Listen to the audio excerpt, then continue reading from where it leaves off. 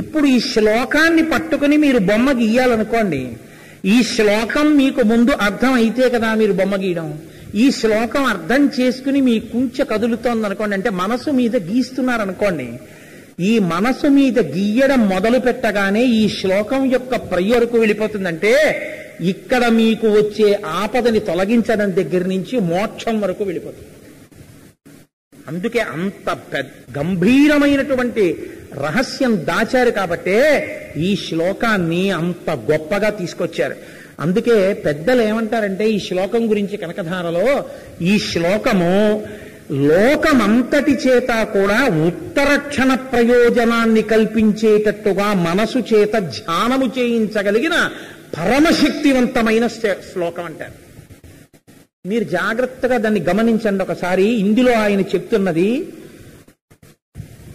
ఆయన ఆ శ్లోకాన్ని మొదలు పెడుతూ ఆమీలితాక్షమధిగమ్య ముదాముకుందం, ఆమీలితాక్ష అన్న మాట వేశారు.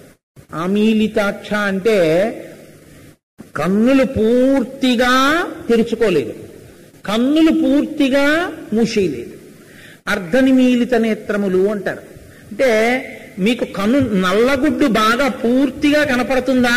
కనపడదు. నల్లగుడ్డు కనపడకుండా పోతుందా? అలా ఉండదు. ఇది ఎలా ఉంటుందంటే ఎద్దు మెడలో గంట కడతారు, చిన్న చిన్నవి మువ్వలని కడతారు. ఆ మువ్వల్లో లోపల ఒక రేగు గింజో ఏదో ఉంటుంది. మీరు ఇలా చూస్తే ఆ గాడిలోంచి గింజ కనపడుతుంది. కొంచెం ఇలా తిప్పారనుకోండి గింజ కనపడదు. ఆ గింజ కనపడకుండా ఎలా ఉంటుందో అర్ధనిమీలిత నేత్రాల్లోంచి నల్లగుడ్డ అలా కనపడుతుంటుంది. ఇప్పుడు నల్లగుడ్డు కనపడుతోంది కదా అని మీరు వెళ్ళి ఎదురు నించున్నారనుకోండి, మీరు నించున్నారని ఎదుటివాడు గుర్తుపట్టలేడు. ఇది మీరు గమనించాలి. ఇది అర్ధనిమీలిత నేత్రాలంటే. రామకృష్ణ పరమహంస కళ్ళు ఇలా ఉంటాయి. గీయడం చాలా కష్టం, అందుకే పరమహంస కళ్ళు. అంటే బాహ్య స్మృతిని కోల్పోతే అలా ఉంటాయి. ఇలా ఉండి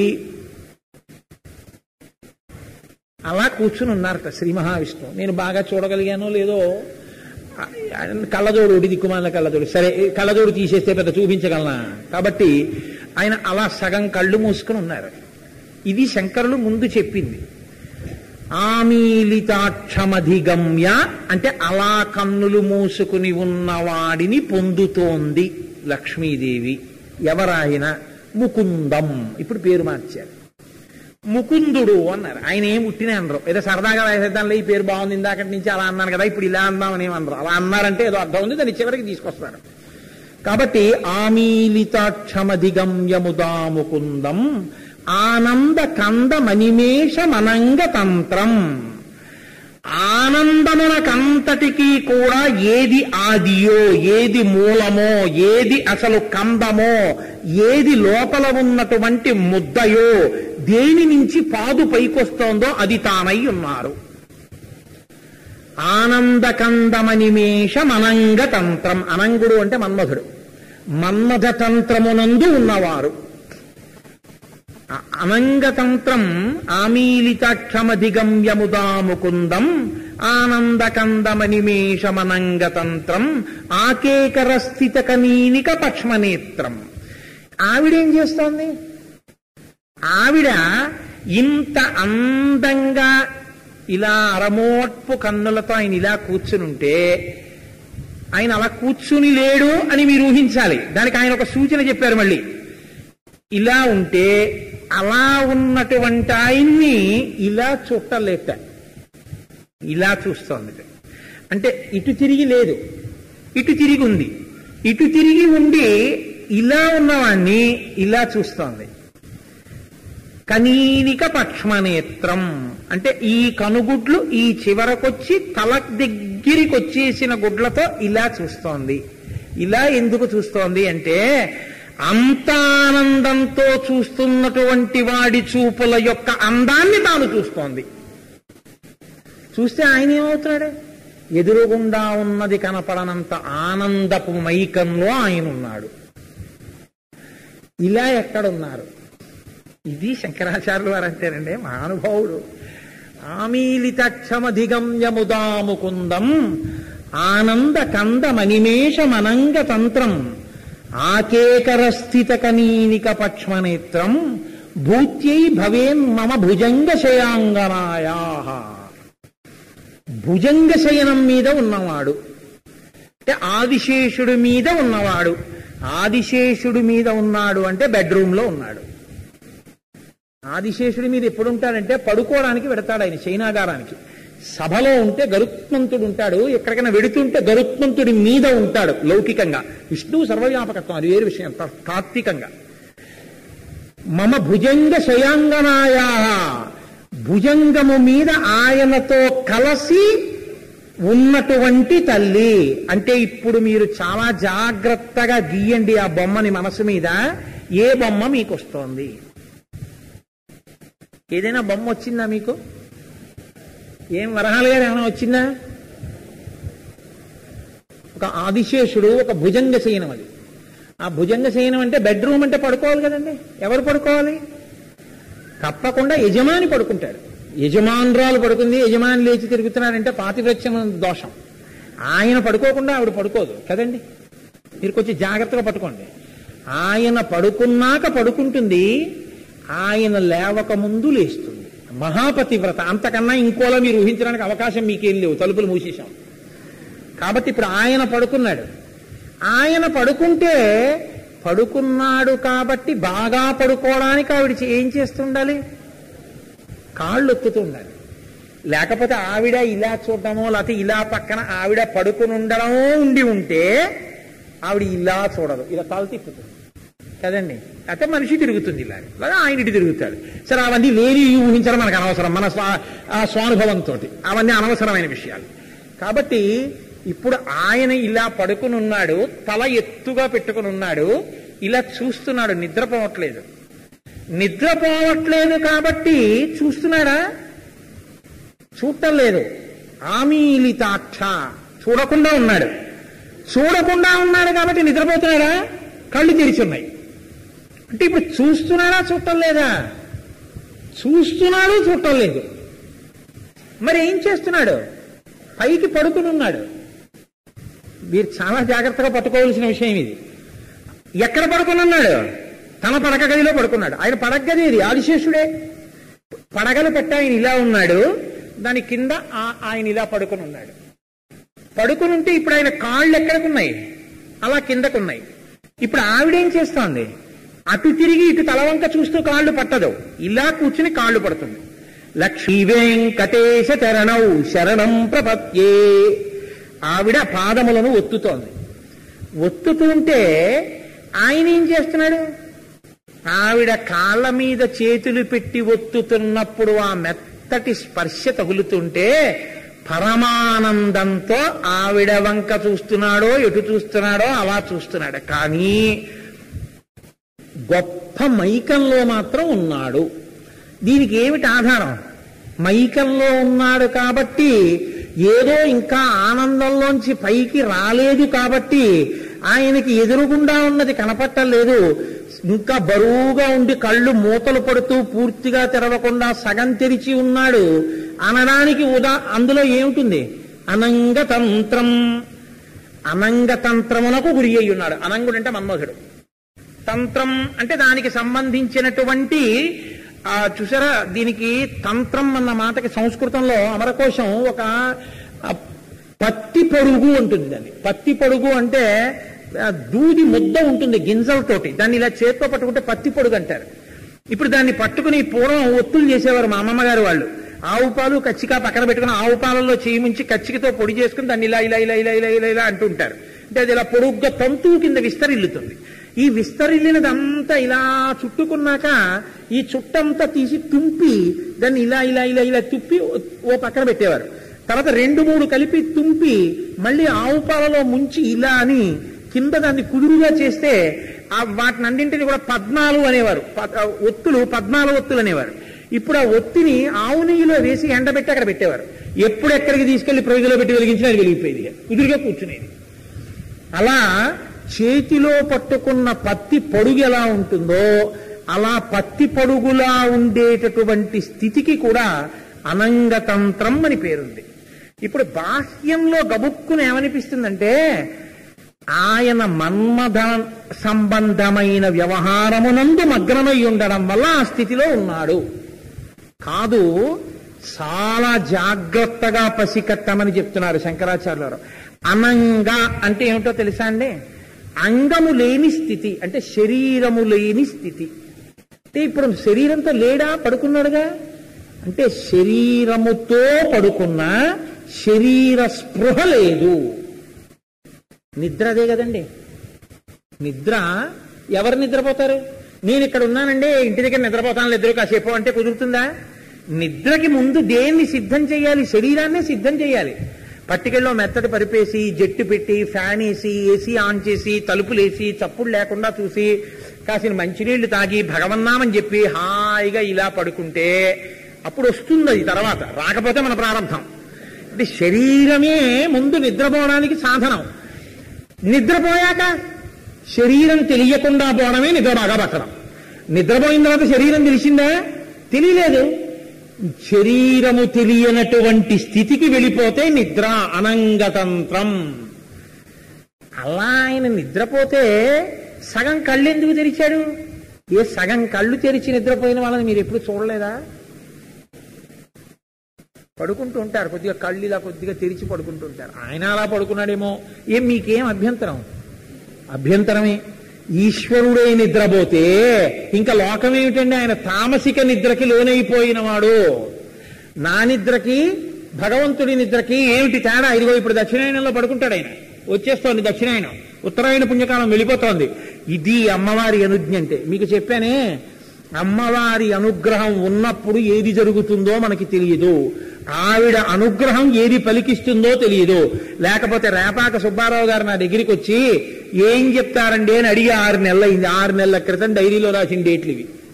అప్పుడు ఎందుకన్నానో తెలియదు. అసలు ఆ టైంలో ఆషాఢమాసం ఉంటుందన్న స్పృహ కూడా నాకేం లేదు. కాకతాళీయంగా ఎందుకో ఆ రోజున అన్నాను, కనకధారా స్తోత్రం మీద మాట్లాడుకుందాం అన్నాను. ఎందుకన్నాను అంటే అప్పుడే పూజ చేసుకొచ్చా. ఆ కనకధార యొక్క మగ్నతలో ఉన్నాను ఇంకా అది చదివి. నేను కనకధార మీద చెప్పుకుందాం అన్నాను. చెప్పగలిగిన మనగాడి వాడిని నేను అనుకోలేదు. అంటే అమ్మవారు పలికించింది ఆ రోజున. అది ఎప్పుడు వచ్చింది? ఆషాఢమాసంలో ఖచ్చితంగా. ఇంకా దక్షిణాయన పుణ్యకాలం వచ్చే ముందు ఉత్తరాయణ పుణ్యకాలం యొక్క చిట్ట చివరిలో కనకధారా స్తోత్రాన్ని అమ్మవారు పలికిస్తోంది.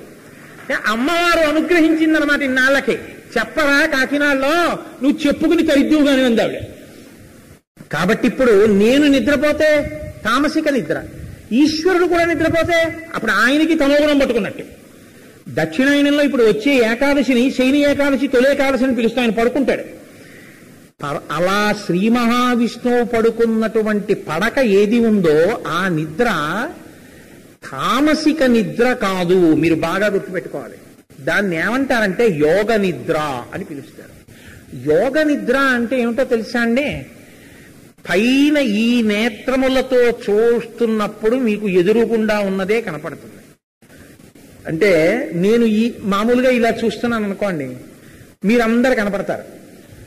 నా మొహం నేను ఇంకోలా చూసినా నాకు అలాగే కనపడతారు. నేను కళ్ళు మూస్తే మీలో ఏముందో నాకేం కనపడదు. ఎందుకంటే అంత ఉపాసన బలం ఎక్కడ ఏడిచింది నాకు, అందుకని అలా నాకేం కనపడదు.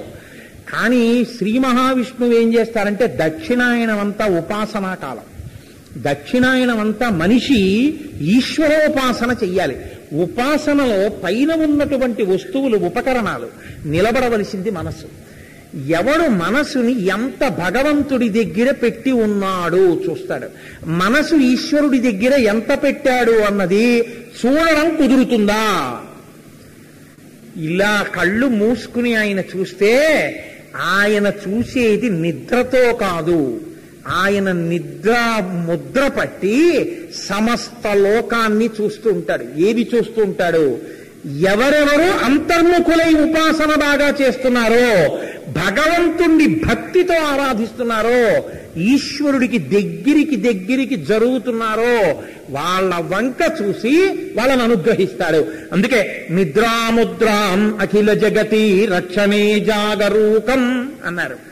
నిద్రాముద్రతో జాగరూకుడై సమస్త లోకములను పరికిస్తాడు. ఈ పరికించడానికి యోగ నిద్ర అని పేరు.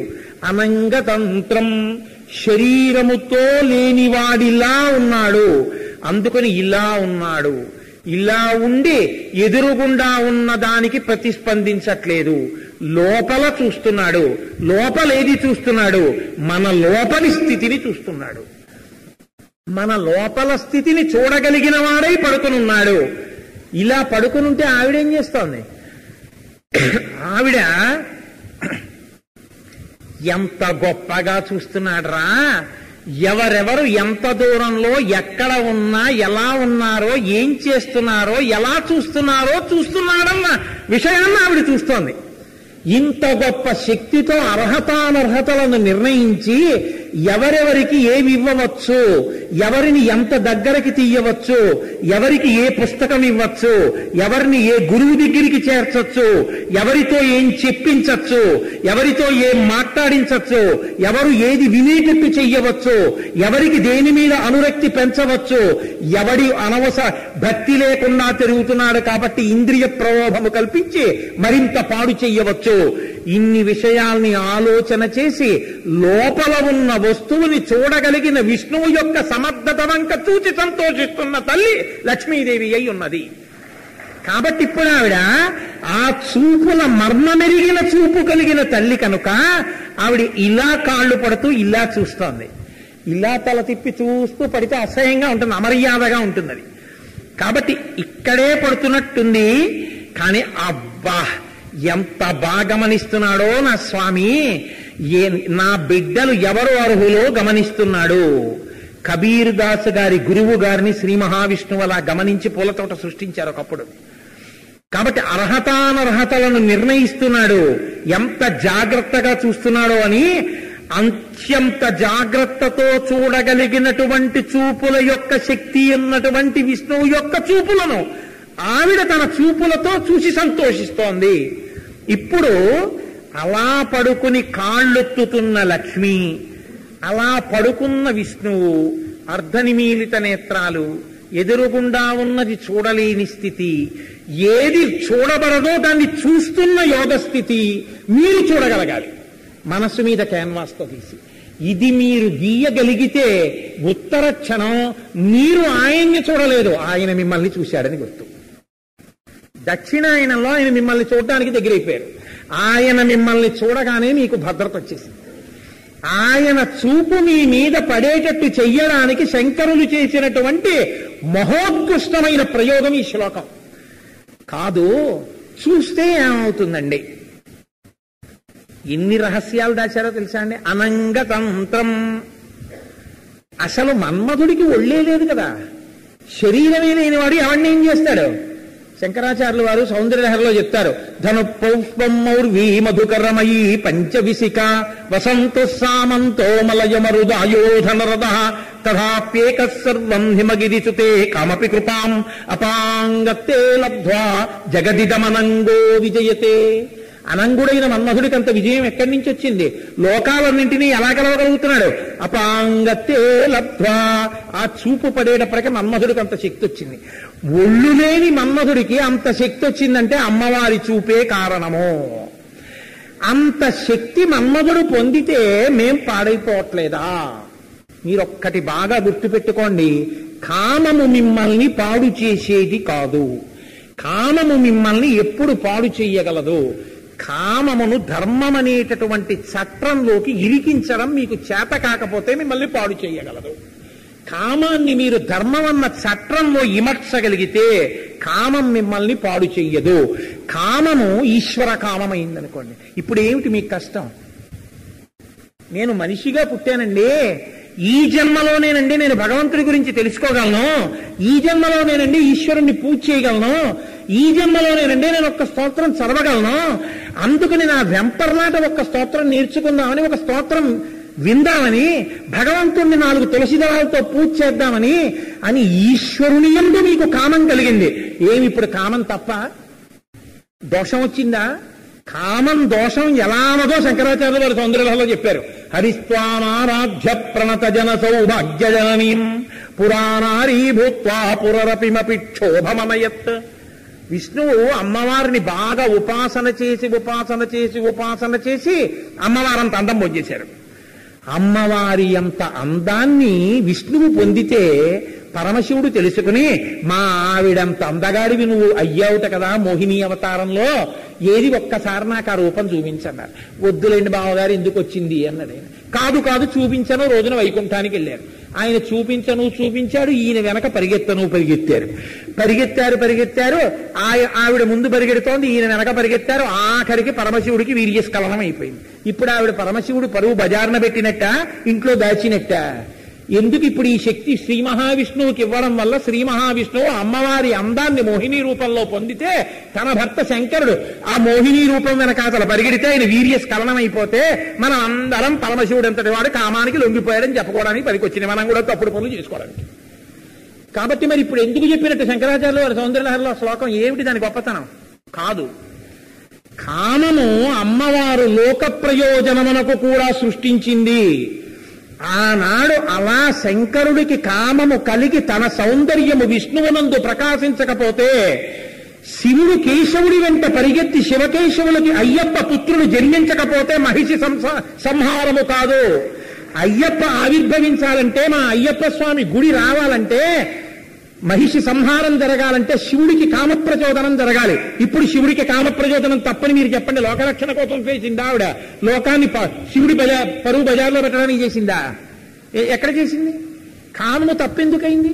కామమును ఎలా వాడాలో తెలిస్తే, మీరు జాగ్రత్తగా ఆలోచించండి.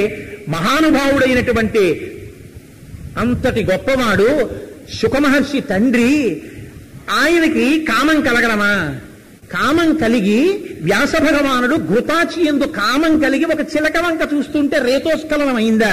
అయితే చిలక ముక్కుతో శుకుడు పుట్టాడా? అంతకన్నా అర్ధరహితమైన విషయం ఇంకోటి ఉందండి. చిలకని చూస్తే కామం కలగడం ఏంటండి?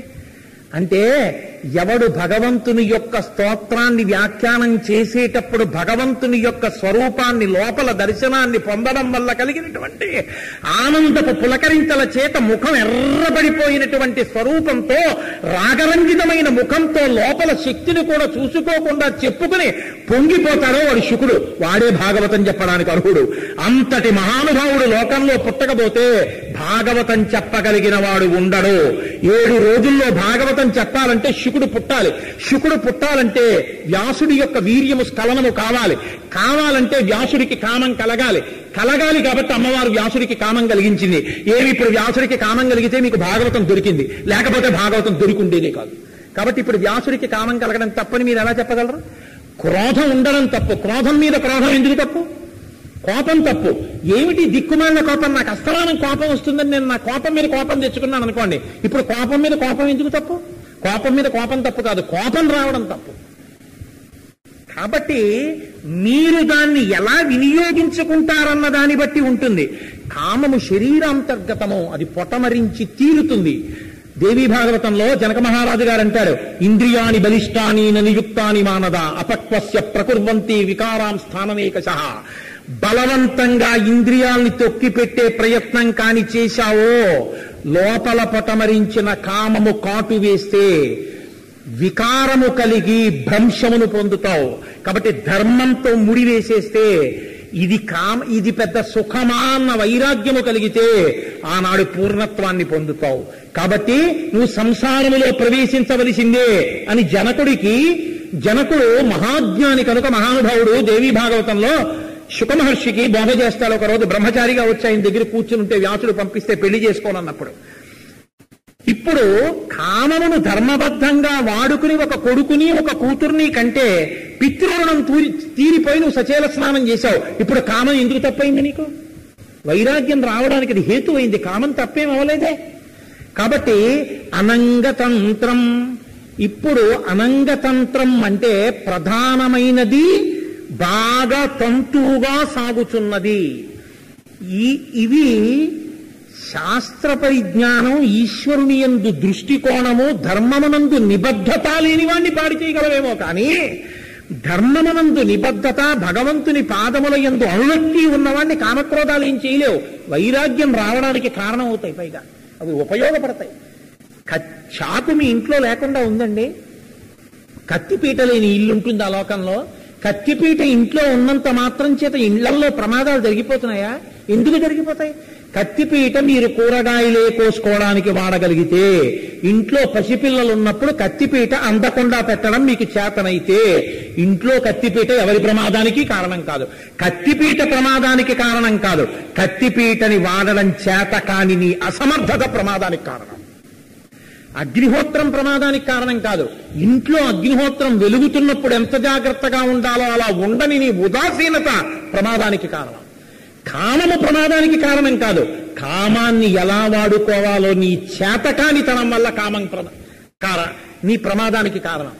లేనప్పుడు కామము ప్రమాదమునకు కారణము కాదు.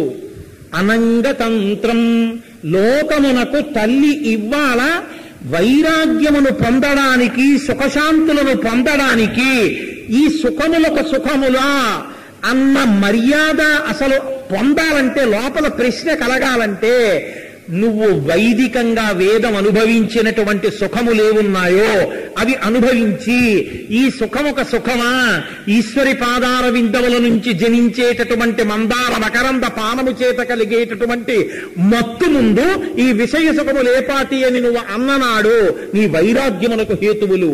దానివల్ల నువ్వు చిట్ట చివర ఈశ్వర పదం వైపుగా నడవగలుగుతావు. పునరావృత్తి రహిత శాశ్వత శివ సాయుధ్య స్థితిని పొందగలుగుతావు. ప్రహ్లాదుడు అన్లా, సంసారంలో ప్రహ్లాదుడు లేడా?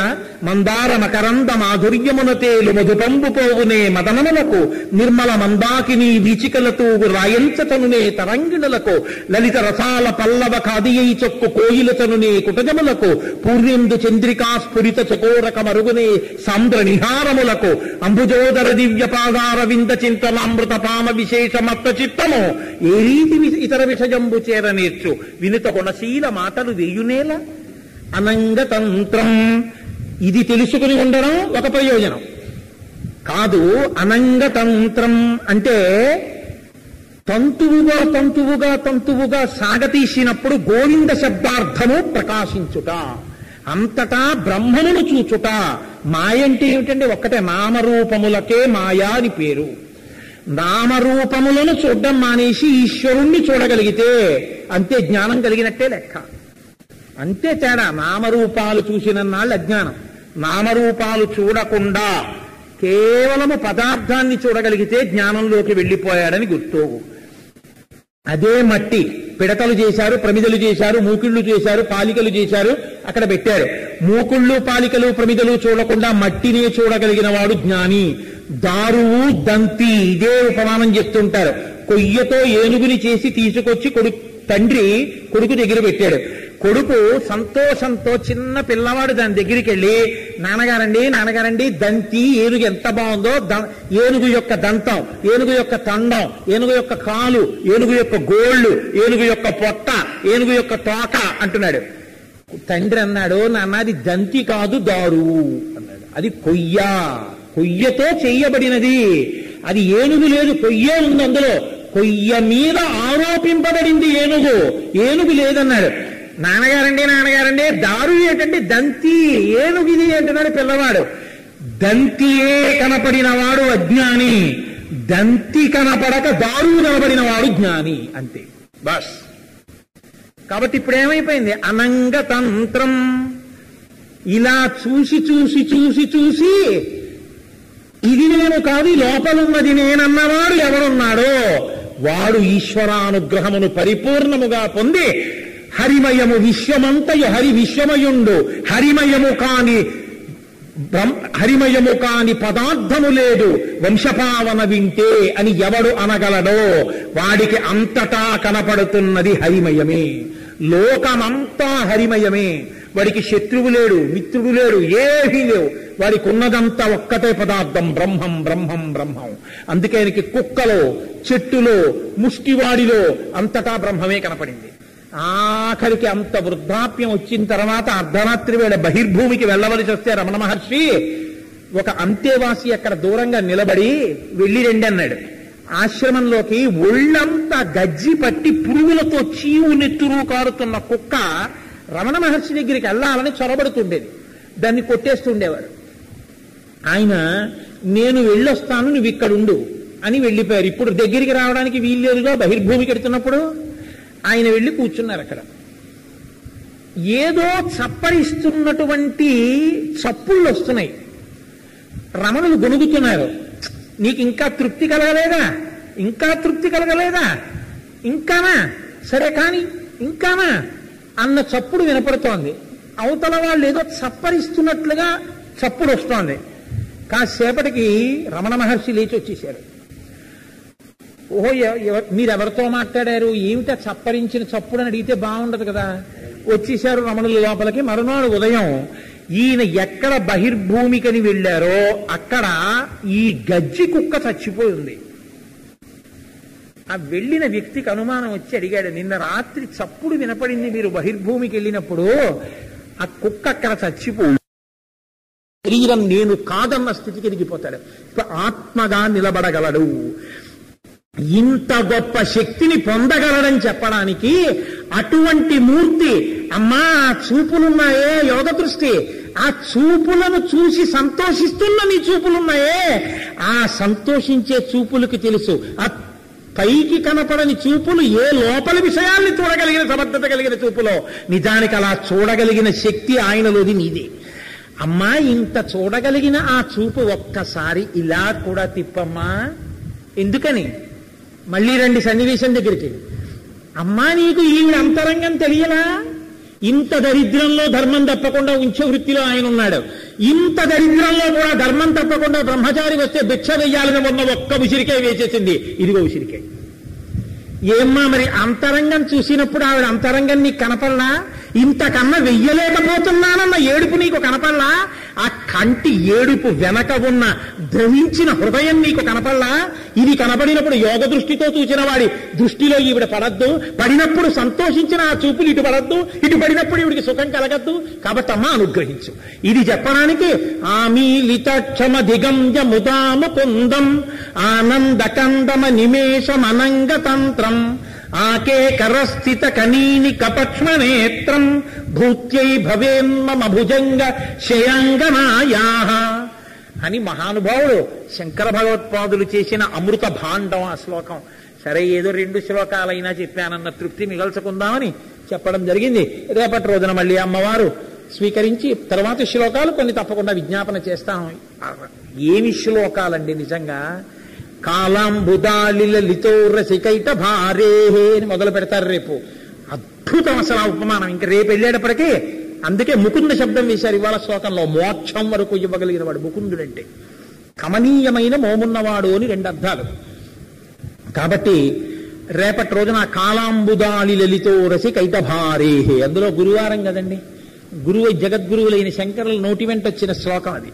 రేపు దాన్ని మనం అనుభవించదముగాక. మంగళాశాయం కరుణాలయం నమామి భగవత్పాద శంకరం లోకశంకరం.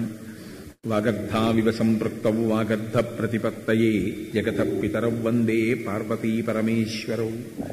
సూక్తిం సమగ్రేతున స్వయమేవ లక్ష్మీ శ్రీరంగరాజమహిషీ మధురైకటాక్షై వైదగ్ధ్యవర్ణగుణగుంభనగౌరవైర్యాం కండూలకర్ణకుహరాः కవయోధయంతి.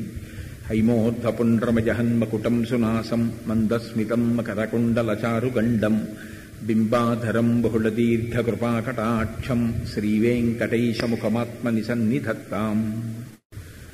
మనోజవం మరుతతుల్యవేగం జితేంద్రియం బుద్ధిమతాం వరిష్టం వాతాత్మజం వనరయూథముఖ్యం శ్రీరామదూతం శిరసా నమామి. ఆపదామపహర్తారం దాతారం సర్వసంపదాం లోకాభిరామం శ్రీరామం భూయో భూయో నమామ్యహం. సింధూరారుణ విగ్రహాం త్రినయనాం మాణిక్యమౌళిస్ఫురత్తారానాయకశేఖరాం స్మితముఖీం ఆపీనవక్షోరుహాం పాణిభ్యాం అలిపూర్ణరత్నచషకం రక్తోత్పలం బిభ్రతీం సౌమ్యాం రత్నఘటస్థరక్తచరణాం ధ్యాయేత్ పరాదంబికాం. హరి ఓం. పరమేశ్వర స్వరూపం సభకి నమస్కారం. వందే వందారు మందారం ఇందిరానంద కందలం అమందానంద సందోహ సింధురం అమందానంద సందోహ బంధురం సింధురాననం. అంగం హరీః పులకభూషణమాశ్రయంతి భృంగాంగనేవ ముకుళాభరణం తమాలం. అంగీకృతాఖిల విభూతిరపాంగలీలా మాంగళ్యదాస్తు మమ మంగళ దేవతాయాః. ముగ్ధా ముహుర్విదధతి వదనే మురారేః ప్రేమత్రపా ప్రణిహితాని గతాగతాని మాలాదృశోర్మధుకరీవ మహోత్పలీయా సామే శ్రియం దిశతు సాగర సంభవాయాః. విశ్వామరేంద్రపద విభ్రమదానదక్షం ఆనందహేతురధికం మురవిద్విషోపి ఈశన్ నిషీదతు మయీక్షణమీక్షణార్థ ఇందీవరోదర సహోదరమిందిరాయాః. ఆమీలితాక్షమధిగమ్య ముదాముకుందం ఆనందకందమనిమేషమనంగతంత్రం ఆకేకరస్థితకనీనికపక్ష్మనేత్రం భూత్యై భవేన్మమ భుజంగశయాంగనాయాః.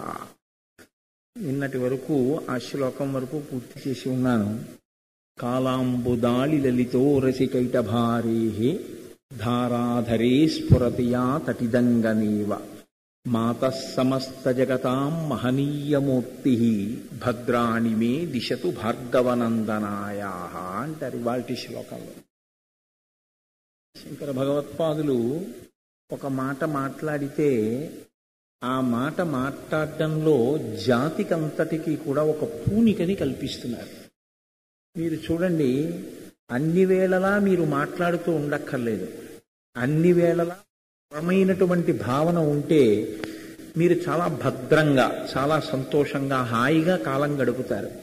ఎప్పుడు నన్ను ఆదుకునేవాడొకడు ఉన్నాడు, ఆపద వస్తే నాకు వాడు ఉన్నాడన్న పూనిక మీకు ఉండాలి. ఇలా ఉండడంలో 2 లక్షణాలు ఉంటాయి. ఒకటి, అవతల వాడికి మిమ్మల్ని ఆపద నుంచి ఉద్ధరించగలిగినటువంటి సమర్థుడై ఉండాలి. తప్ప ఏ సమర్థత లేనటువంటి వాడు, ఉద్ధరించగలిగినటువంటి శక్తి లేనటువంటి వాడు ఒకడు ఉన్నాడు అని వాడి యందు లేని శక్తిని మీరు ఊహించి వాడు ఉన్నాడని మీరు ధైర్యంతో ఉంటే దాని వలన ఉపయోగం ఉంటుందా అంటే ఆపద వచ్చిన తర్వాత తెలుస్తుంది వాడు గట్టి ఎక్కించలేడు అని. దాని వలన మీకు కలిగేటటువంటి ప్రయోజనం ఏ ఉండదు. అప్పుడు అది లేనిపోని నమ్మకం కింద మారిపోతుంది. కాబట్టి మనం ఎవరిని నమ్మి ఉంటామో వాడు సమర్థుడై ఉండాలి, మొట్టమొదటి లక్షణం. 2వ లక్షణం, సమర్థతతో పాటుగా ఎవరిని మీరు నమ్మి ఉన్నారో వాడు ఉదారుడై ఉండాలి. అంటే మీకు సహాయపడడానికి సిద్ధంగా ఉన్నవాడై ఉండాలి. తప్ప నేనెందుకు నీకు సహాయం చెయ్యాలి అని యక్ష ప్రశ్నలేసేటటువంటి స్వభావం అవతలవాడికి ఉందనుకోండి, దానివల్ల మీకేం ఉపయోగం ఉండదు. శంకరాచార్యుల వారు ఇవాళ ఈ శ్లోకాన్ని చేస్తున్నారు అంటే మీకు నేను ఒక విషయాన్ని మనవి చేసి ఉన్నాను. శంకరులు సన్నివేశాన్ని దృష్టిలో పెట్టుకుని ప్రతి శ్లోకాన్ని చెప్తున్నారు. కానీ ఆ శ్లోకం ఆ సన్నివేశానికి మాత్రమే పనికొచ్చేదిగా మాత్రం ఆయన పరిమితం చేయలేదు. ఏకకాలంలో ఆ సన్నివేశంలో రాబట్టుకోవలసినటువంటి ఫలితాన్ని రాబట్టుకోవడానికి కావలసిన రీతిలో ప్రార్థనా స్తుతి చేస్తూనే ఆ చేస్తున్నటువంటి స్తోత్రం దేశము కాలము అనేటటువంటి 2 పరిమితులకు లోబడకుండా ఏ కాలమునందు ఏ దేశమునందు ఎవరికైనా పనికొచ్చేటటువంటి రీతిలో ఆ స్తోత్రాన్ని ఆయన ఆనాడు తయారు చేశారు. శంకరులు ఈ స్తోత్రం చెయ్యడం వెనక ఉండేటటువంటి నేపథ్యం ఒకటి ఉంది. మీరు ఆ నేపథ్యాన్ని కొంచెం కొంచెం ఆ మనసులోకి స్వీకరించకపోతే ఈ స్తోత్రం యొక్క వైభవం మీకు మనసులో పూర్తిగా ప్రకాశించేటటువంటి అవకాశం తక్కువగా ఉంటుంది. కేరళలో శంకర భగవత్పాదుల యొక్క అవతార స్వీకారం చేసినటువంటి ఊరి పేరు కాలడి. కాలడి ఏదో ఒక పవిత్రత లేకపోతే శంకరాచార్యుల వారు అక్కడే అవతారం స్వీకరించవలసినటువంటి అవసరం లేదు. ఒక ప్రదేశానికి కూడా ఒక పవిత్రత ఉంటుంది. కాబట్టి అక్కడ పుట్టారు, అక్కడ పెరిగారు, అక్కడ తిరిగారు. ఆయన పాదధూళి చేత పవిత్రమైంది కాలడి. ఆ కాలడికి దగ్గరలో ఉండేటటువంటి ఈ అగ్రహారానికి ఏమైనా సంబంధం ఉందా? అందులో శంకరాచార్యుల వారి మనస్సు మీద ప్రభావితం చేసిన అంశం ఏమైనా ఉందా ఈ స్తోత్రం వెనకాతల? ఎందుకంటే కనకధారా స్తోత్రం చాలా చిన్నతనంలో చేసి ఉండడం వల్ల దాన్ని పెద్దలు ఎన్నో కోణాల్లో పరిశీలనం చేశారు. శంకరులు ఎందుకు ఆ స్తోత్రం చేశారు అని. జగద్గురువుగా ఆయన లోకం కోసం చేశారు, అసలు దాని మీద వాదనే లేదు. కేరళలో నంబూద్రి బ్రాహ్మణ కుటుంబాలని చాలా ఉన్నాయి. నంబూద్రి బ్రాహ్మణ కుటుంబాలకి ఆనాటి నుంచి ఈనాటి వరకు కూడా ఉన్న లక్షణం అపారమైనటువంటి వైదిక నిష్ట. ఎంత వైదిక నిష్ఠ అంటే ఇప్పటికీ కూడా ఆ కుటుంబాల్లో వేదాధ్యయనము శాస్త్రాధ్యయనము అనేటటువంటివి తప్పకుండా జరుగుతుంటాయి. వాళ్ళు పిల్లలకి బ్రహ్మోపదేశం చేయించిన దానిగా వేదాధ్యయనం చేయిస్తూ ఉంటారు. అటువంటి కుటుంబాలు పూర్వం అంటే శంకరాచార్యుల వారు పుట్టేటప్పటికి ఉన్న పరిస్థితి ఎలా ఉండేదంటే కావు కావు అని పిలుస్తుండేవారు. ఆ ఇల్లు ఉండేటటువంటి ప్రదేశాలన్నింటినీ కూడా ఒక్కొక్క దాన్ని ఒక్కొక్క కావు అని పిలిచేవారు. కావు అంటే కేరళలో ఉండేటటువంటి భాషను అనుసరించి ఒక పెద్ద ప్రాంగణం. మనమైతే ఓ ఇల్లు అంటాం, వాళ్ళు కావు అంటారు. కావు అంటే ఏమిటి ఆ ఇంట్లో అంటే కేవలం నివాసయోగ్యముగా ఉండేటటువంటి గదులు మాత్రమే కాదు, దానితో పాటుగా కొన్ని నెలల పాటు అసలు ఇంటి యజమాని బయటికి వెళ్ళకపోతే తినడానికి కావలసినటువంటి ఆహారం కానీ, కట్టుకోవడానికి కావలసినటువంటి బట్ట కానీ, ఉండడానికి కావలసిన ఆవాసమునకు కానీ లోటు లేని రీతిలో వాళ్ళు ఆ ప్రాంగణాన్ని అంతటినీ దిద్దేవారు. దాన్ని ఆతృతి అని పిలుస్తారు. వాళ్ళ భాషలో దాన్ని ఆతృతి అంటారు. కావు ఆతృతి యందు ఉండేది పూర్వం. ఈ కావు అంటే వాళ్ళు ఉన్న ఇల్లు, ఆ చుట్టూ ఉన్న ప్రదేశం, వాళ్ళు దానిలో ఏం చేసేవారంటే పెద్ద పెద్ద చెట్లు పెంచేవారు. ఆ చెట్లు కూడా ఎటువంటి చెట్లు అంటే ఎక్కువగా దేవతా వృక్షాలే ఉండేవి. వాటికి మిరియం తీగలు, సుగంధ ద్రవ్యాలకి సంబంధించినటువంటి తీగలు పాకించేవారు. ఇప్పుడు ఇంటి యజమాని ఏదో ఒక వేదంలో తనకి సంబంధించినటువంటి శాఖని కొన్నాళ్ల పాటు ఆమ్నాయం చేస్తూ అధ్యయనం చేస్తూ ఉండిపోదాం. ఒక 6 నెలల పాటు ఇంక నేను ఎక్కడికి వెళ్ళను, త్రికాల సంధ్యావందనం చేస్తూ నిత్యాగ్నిహోత్రం చేస్తూ వేదాన్ని ఆమ్నాయం చేస్తూ ఏదో ఒక శాస్త్రాన్ని, ఒక తర్కశాస్త్రాన్నో ఒక మీమాంసా శాస్త్రాన్నో నేను ఔపోసన పడతాను అని చెప్పి ఒక గురువుని ఇంటికి తెచ్చుకుని ఆ గురువుకి కూడా ప్రతిరోజు దేవతార్చన ఆ ఇంట్లోనే జరిగేటట్టుగా చూస్తూ అతను కేవలము ఆ వేదాన్ని, ఆ శాస్త్రాన్ని చదువుకోవడమే ప్రయోజనంగా పెట్టుకుంటే మీరు బయటికి వెళ్ళలేదు కదా, ఇంట్లో ఎలా గడుస్తుందన్న అవసరం లేని రీతిలో వాళ్ళు ఇల్లు కట్టుకునేవారు. దాన్ని కావుని పిలిచేవారు. ఈ చెట్లకి పాకించినటువంటి తీగల్ని, ఆ తీగలకు వచ్చినటువంటి సుగంధ ద్రవ్యాల్ని ఇంట్లో ఉండేటటువంటి ఆడవాళ్లు వర్తకులకిచ్చి వర్తకుల దగ్గర బియ్యం ఒక్కటే పుచ్చుకునేవారు. మిగిలినటువంటివన్నీ కూడా వాళ్ళకి ఇంట్లోనే పండేవి. అందుకని యజమాని కొన్నాళ్ళు బయటికి వెళ్ళకపోయినా వాళ్ళకి ఇబ్బంది ఉండేది కాదు. ఇంటి నిండా అరటి చెట్లు, దుంపలు ఇలాంటివి పెంచి ఉంచేవారు. నిలవ కూడా చేసి ఉంచేవారు. ఆ రోజుల్లో ఒక 6 ఏడాదిలో కనీసం 5 నుంచి 6 నెలల పాటు యజమాని గడప దాటి బయటికి వెళ్లకుండా శాస్త్రాధ్యయనమునకు అంకితమైపోయినటువంటి స్థితిలో కొన్ని 100 కుటుంబములు ఉన్నటువంటి అగ్రహారాలవి. కాబట్టి అక్కడ శాస్త్రం పరిఢవిల్లింది, ఆచారము చాలా గొప్పగా బతికి బట్ట కట్టింది. ఎక్కడ కేవలము శాస్త్రము అధ్యయనము చేయబడుతోందో, ఎక్కడ కేవలముగా శాస్త్రము చెప్పబడుతోందో అది మర్యాదతో కూడిన ప్రదేశమే అని మీరు నిర్ణయించలేరు. ఎందుకో తెలుసా అండి? చెప్పేటప్పుడు ఒక పవిత్రత ఉండాలి, వినేవాడికి కూడా ఒక పవిత్రత ఉండాలి. చెప్పేటప్పుడు శాస్త్రం చెప్తున్నాను అని ఒక ఆయన చెప్పేస్తున్నాడు, వింటున్నాను అని వింటున్నాడు, ఆచారం మాత్రం శూన్యం. చెప్పేవాడికి ఉందో లేదో దేవుడికి ఎరిక, నేను ఆ మాట అనకూడదు. కానీ వినేవాళ్ళకి ఆచారం లేదు. ఆచారము అంటే విన్నదాన్ని అనుష్ఠాన పర్యంతములోనికి తెచ్చుట. అనుష్ఠాన పర్యంతంలోకి తెచ్చుకోవడం కోసం వచ్చినటువంటి వాళ్ళు లేరనుకోండి, అప్పుడు అక్కడ సనాతన ధర్మము ఉన్నదా అంటే ప్రశ్నార్థకమే. సనాతన ధర్మము కేవలము ఆచార సంబంధమైనది.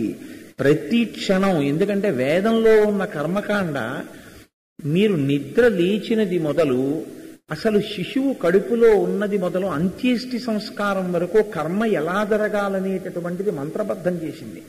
అందుకని అన్ని ఆచారంతో సంబంధించినవయ్యే ఉంటాయి. అయి ఉన్నప్పుడు నువ్వు ఆ ఆచారము తప్పిపోయి శాస్త్రం నేర్చుకుంటే అది రావణ ప్రవృత్తి అవుతుంది. సీతమ్మ తల్లి సుందరకాండలో ఇదే అడుగుతుంది, ఇక్కడ ఇహ సంతో నవాసంతి సతోవా నానువర్తసే తథాహి విపరీతాతే బుద్ధి ఆచారవర్జిత అని అడిగింది ఆవిడ. నీకు తెలియదనుకోవడానికి అవకాశం లేదు, నీకు తెలుసు, కానీ నువ్వు ఇక్కడ ఆచరించవా అని అడిగింది ఆవిడ. ఆచరణలో లేనటువంటి ఎంత తెలుసుకోబడిన శాస్త్రమైనా నిరుపయోగమే. మీ చేత సిద్ధంగా లేనప్పుడు మీ ఇంట్లో ఎన్ని కర్రలున్నా మిమ్మల్ని కరవడానికి ఓ కుక్క వచ్చినప్పుడు మిమ్మల్ని మీరు రక్షించుకోలేరు. నా ఇంట్లో చాలా కర్రలు ఉన్నాయండి, కుక్క నాపలేరు. మీ చేతిలో ఇంత కర్ర ఉంది, కుక్క మీ జోలికి రాదు. నేను మొన్ననే పేపర్లో చదివా, ఎవరో ఒక ఆవిడ తెల్లవారుధామన వెడుతుంటే 6 ఊర కుక్కలు కలిసి మీద పడి కరిచేస్తే ఆవిడ చనిపోయింది అక్కడికక్కడే. అందరూ వచ్చి తరిమే లోపల ఆవిడ ప్రాణమే వదిలిపెట్టేసింది. ఆవిడ యొక్క శరీరంలో ప్రాణం సంచరించేటటువంటి ప్రధాన స్థానములను పీకేయడం వల్ల తెల్లవారుజామున ఆవిడ మరణించింది అని. అదే చేతిలో ఒక్క కర్ర ఉందనుకోండి, ఆ కుక్కల దగ్గరికి రావు. మార్నింగ్ వాక్ వెళ్లేవాళ్ళు చాలా మంది ఆ చిన్న హ్యాండ్ స్టిక్ లాంటిది ఒకటి పట్టుకుని వెడుతూ ఉంటారు. ఎందుకని అంటే ఇదే భయం. ఆ కుక్కలు మీద పడకుండా చేతిలో కర్ర ఉన్న వాళ్ళ దగ్గరికి కుక్కలు రావు. ఎవడి చేతిలో కర్ర లేదో వాడి మీదే కుక్క పడుతుంది. ధర్మం కూడా అంతే. ధర్మం తెలిసి ఉంటే మీకేం ఉపయోగపడదు. ధర్మము అంటే సనాతన ధర్మము. ఏది చెయ్యాలో అది నాకు బాగా తెలుసండి, ఉపయోగం ఏం లేదు. సంధ్యావందనం ఎలా చేయాలో నాకు బాగా తెలుసు, గాయత్రి ఎటువంటి స్వరంతో చదవాలో నాకు బాగా తెలుసు, అర్ఘ్యం ఎలా ఇవ్వాలో తెలుసు, ప్రాయశ్చిత్తంతో ఇవ్వవలసి వస్తే ఎలా ఇవ్వాలో తెలుసు, ప్రాయశ్చిత్తంతో ఇవ్వకుండా సంధ్యావందనం చెయ్యాలన్న విషయమూ తెలుసు, కానీ నేను సంధ్యావందనం చేయను అన్నాడు అనుకోండి ఒక ఆయన. ఇప్పుడు ఏమైనా ఉపయోగం ఉంటుందా నేర్చుకోవడం వల్ల? ఆచరణ అన్నది సనాతన ధర్మంలో చాలా చాలా పెద్దపీట వేయబడి ఉంటుంది. ఆచరణయే సనాతన ధర్మము. ఆచరణ లేని నాడు మీకు కర్మ భక్తితో ముడిపడడం అన్నది అసలు కుదరదు. కాబట్టి ఆచరణాత్మకమైనటువంటి శాస్త్రాధ్యయనము కాలడి అగ్రహారమునందు చాలా నిక్కుటంగా ఉన్నటువంటి రోజులేవి. శంకరులు సనాతన ధర్మ వ్యాప్తి కొరకు వచ్చినటువంటి అవతారం, జగద్గురువుల యొక్క అవతారం. అందుకని ఆ అవతారానికి ఏది చాలా యోగ్యమో, ఏది చాలా ఇష్టమైన ప్రదేశమో ఆయన అక్కడ అవతారం స్వీకరించారు, అక్కడ తిరిగారు. తిరిగినటువంటి మహాపురుషుడు ఒక పేద బ్రాహ్మణ కుటుంబం ఉన్న ఇంటి దగ్గరికి వెళ్ళేటప్పటికి ఆయన గుండెలు కదిలిపోవడానికి కారణం ఏమిటంటే, అన్ని బ్రాహ్మణ కుటుంబాలు కావులైతే, అన్ని బ్రాహ్మణ కుటుంబాలు ఆతృతిని కలిగి ఉంటే, ఆ బ్రాహ్మణ కుటుంబంలో ఆ పూట గడవాలన్నా బ్రాహ్మణుడు బయటికి వెళ్ళి ఉంచవృత్తి చెయ్యవలసిందే. అంటే వాళ్ళ ఇంట్లో ఉండడానికి 2 గదులు తప్ప ఆయన ఇంట్లో ఇంకా ఇవాళ నేను బయటికి వెళ్ళకపోతే గడిచిపోతుందిలే అనడానికి ఒక తోటకూర మొక్క వెయ్యడానికి చోటున్న ప్రదేశం అని నమ్మడానికి యోగ్యమైన స్థితి లేనిది. ఇది ముందు పట్టుకుంది శంకరాచార్యుల వారి హృదయాన్ని. ఇంత పేదరికమా? వాళ్ళు శాస్త్రాధ్యయనం కోసం అవసరమైతే కొన్ని నెలలు ఉండగలుగుతున్నారు. ఈ బ్రాహ్మణుడు ఒక పూట అలా ఇంట్లో ఉండడానికి కుదరదు. కడుపు పోషించుకోవాలంటే వీధిలోకి వెళ్ళి ఉంచవృత్తి చెయ్యవలసిందే. ఎంత దారుణమైన దరిద్రం! ఈ దరిద్రానికి కదిలిపోయింది ఆయన హృదయం. ఎంత ప్రేమైకమూర్తి అయినటువంటి శంకరులు ఈ శ్లోకం చేస్తున్నారో మీరు ఆలోచించండి. అసలు ప్రేమ అన్న మాట తనకే అర్థం కాని వాడికి, ప్రేమ అంటే ఏమిటో తెలియని వాడికి ఇంకొకటి ప్రేమను గుర్తించే అవకాశం ఎక్కడుంటుందండి? ఒక్కనాటికి గుర్తించలేడు. అసలు ముందు తనకి ప్రేమ ఉంటే ఇంకొకటి ప్రేమని తాను గుర్తిస్తాడు. అసలు తన హృదయం పాషాణ సదృశం అయితే అవతలవాడి ప్రేమ ఎన్నటికీ గుర్తింపబడదు. అందుకనే చూడండి, శంకరులు ఎంత అమృతమూర్తియో, ఎంత ప్రేమైకమూర్తియో ఆయన జీవితం అంతా మీకు కనపడుతూ ఉంటుంది. అడిగిన వాడికి తల ఇచ్చేశారు. ఒక కాపాలికుడు వచ్చి మీ తల కావాలన్నాడు, తీసుకెళ్ళిపోమన్నాడు. ఆయన అదేమిటయా తల ఇవ్వడం ఎలా కుదురుతుందని కూడా ఆయన అనలేదు. అటువంటి త్యాగి. ఆయన శిష్యులు రక్షించుకున్నారు పద్మపాదాచార్యుల వారు. కాబట్టి ఇప్పుడు అంత దయ కలిగిన శంకరులు ఈ శ్లోకాన్ని చెప్తున్నారు. నేను అందుకే నిన్న మీతో ఒక మాట విజ్ఞాపన చేయడానికి కారణం అదే. ఈ శ్లోకముల యందు తడి ఉన్నది అని నేను మాట అన్నాను. దయతో తడిసిపోయినటువంటి మనుషుల నోటి వెంట వచ్చినటువంటి శ్లోకాలు ఆ శ్లోకాలు.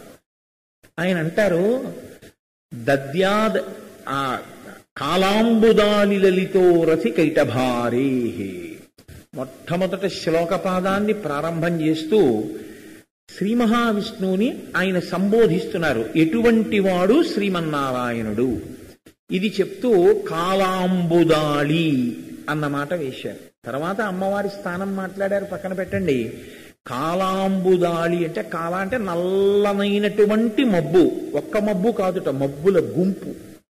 నల్లనైనటువంటి మబ్బుల గుంపు ఒక్కసారి వస్తే ఎలా ఉంటుందో, విష్ణువు యొక్క అనుగ్రహం కలిగితే, విష్ణు సాక్షాత్కారము కలిగితే అలా ఉంటుంది. మీరు ఇప్పుడు ఒక మాట మాత్రం పట్టుకోవాల్సి ఉంటుంది.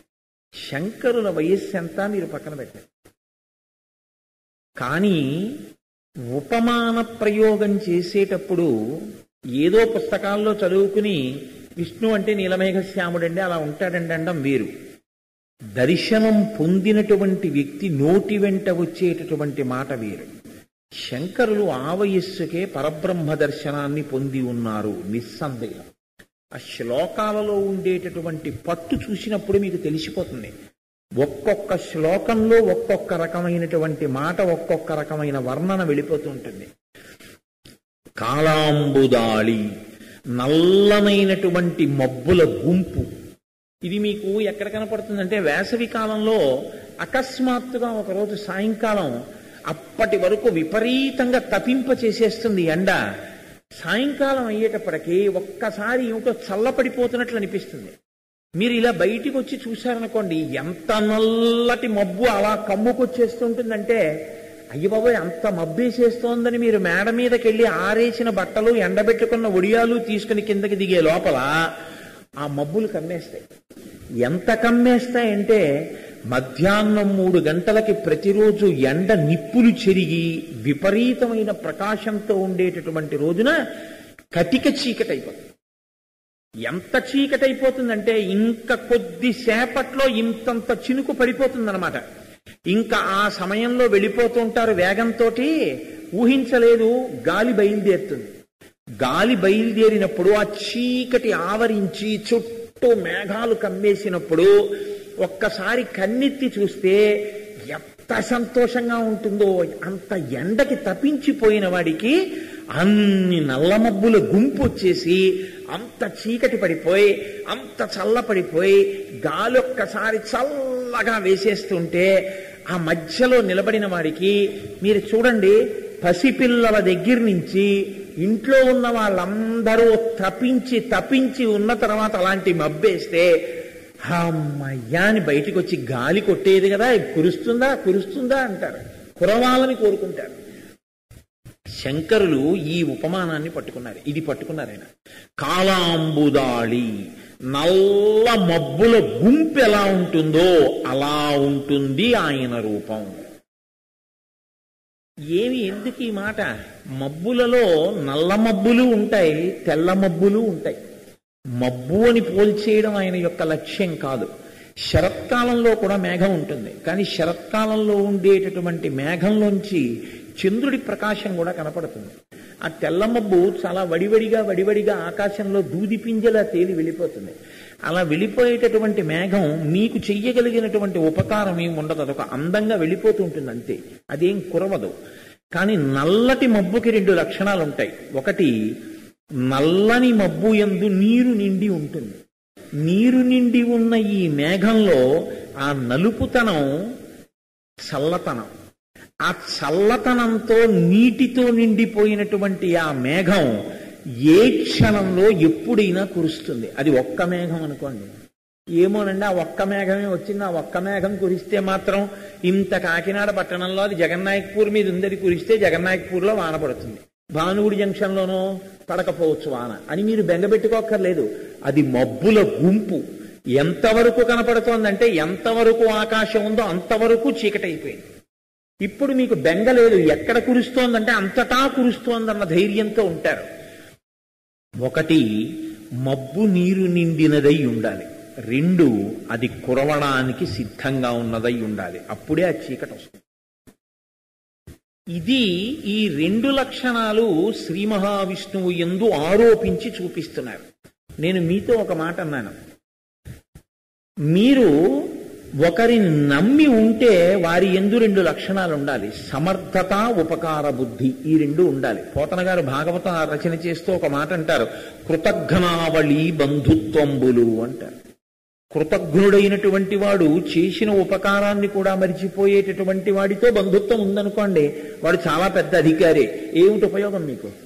వాడేం మీకు ఉపకారం చేయడు. మామూలుగా ఉపకారం చేయడం కాదు, మీరు చేసిన ఉపకారాన్ని దృష్టిలో పెట్టుకుని కూడా ప్రత్యుపకారం చేయడు.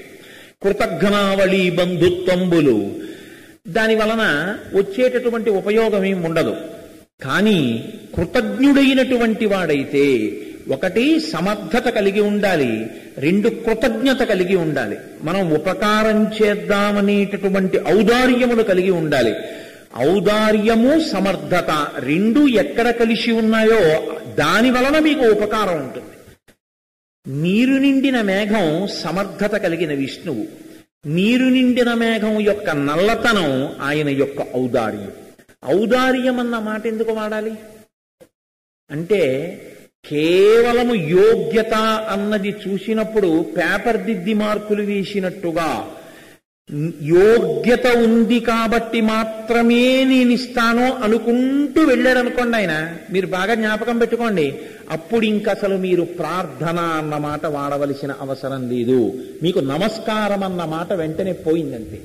ఇంకా మీరు జీవితంలో నమస్కారం చేస్తే ఎవరికి చేయవలసి ఉంటుందంటే ఒక్క శివుడికే చెయ్యాలి. మీరు కొంచెం గుర్తుపట్టండి నేను అన్న మాటని. త్రిమూర్తుల యందు బ్రహ్మకి విష్ణువుకి నమస్కారం లేదు. ఎందుకు లేదో తెలుసా అండి? సృష్టి చేసేవాడు బ్రహ్మ మీ శరీరాన్ని సృష్టించి ఇచ్చేశాడు. ఇప్పుడు మీరు నమస్కారం చేసినా చేయకపోయినా ఆయన మీకు చేసేది ఏమీ లేదు. కాబట్టి ఇప్పుడు ఇంకా ఆయనకి ఎందుకు నమస్కారం? కాబట్టి మీరు కృతజ్ఞతతో ఏమో ఈ శరీరం ఇచ్చేయడం చేయాలేమో, కానీ ఇప్పుడు ఏదో చేస్తాడని చేయడానికి మాత్రం ఇంకా అవకాశం లేదు.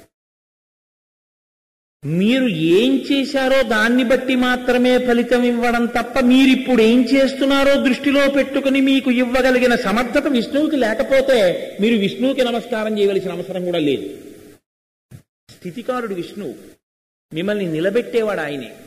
నిలబెట్టేటటువంటి వాడు తప్పులను మన్నించి అవసరమైతే మీకు ఇప్పుడు లేని కృపని చెయ్యగలిగినటువంటి శక్తి ఆయనకి లేదనుకోండి, అప్పుడు మీరు విష్ణువుకి నమస్కారం చేయక్కర్లేదు. ఇంకా మీరు ఎవరికి చెయ్యాలి? లయకర్త కనుక పరమశివుడికి చెయ్యాలి.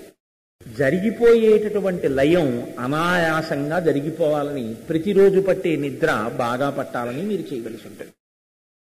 పైకి బాహ్యంలో మాట్లాడితే కానీ అప్పుడు అసలు నమస్కారమనకో ప్రార్థనకో తలుపులు కొన్ని కొన్ని మూర్తులకు మూసుకుపోతున్నాయి.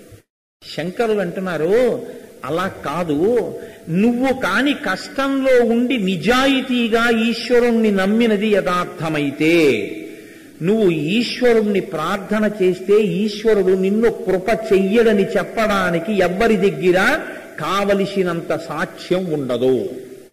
ఈశ్వరుడు అనుగ్రహించి చెయ్యాలనుకుంటే కృప చెయ్యగలడు.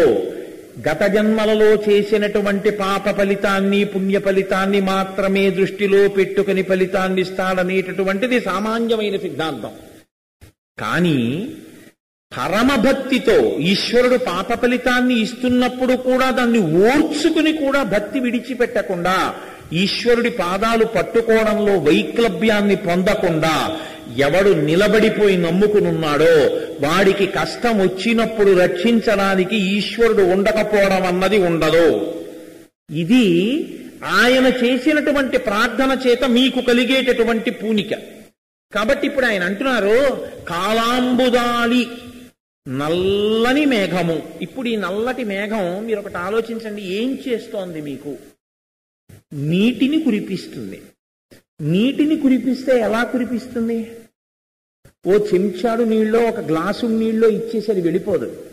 ఇప్పుడు అంత నల్లని మబ్బుల గుంపు వర్షిస్తే మీరు బాగా గుర్తుపట్టండి, అప్పటి వరకు దాహంతో ఉన్న మీకు మళ్ళీ రేపు ఎండ బాగా కాసేస్తే ఏమో నేను చెప్పలేను, కానీ ఆ రోజున దాహం మాత్రం ఇంకెక్కువ లేదు. అసలు బయటంత వర్షం ఎప్పుడు పడిపోయిందో అప్పుడే మీకు లోపల ఉన్నటువంటి దాహం తగ్గిపోతుంది. తగ్గిపోయి మీరు హాయిగా చల్లగా సంతోషంగా సుఖంగా ఉండగలుగుతారు. లోకమంతా నీటితో నిండిపోతుంది.